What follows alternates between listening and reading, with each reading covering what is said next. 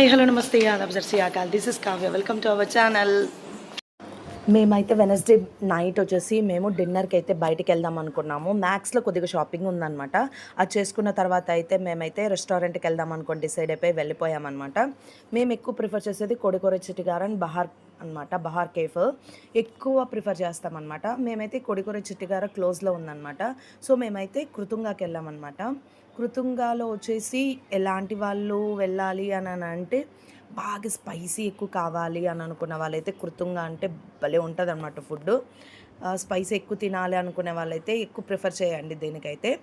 So ఇదనమాట. నాకు అక్కడ లుక్ బాగుందనమాట రెస్టారెంట్. సో కొద్దిగా వీడియో క్యాప్చర్ చేశాను అనమాట. చాలా బాగా అనిపించింది నాకైతే.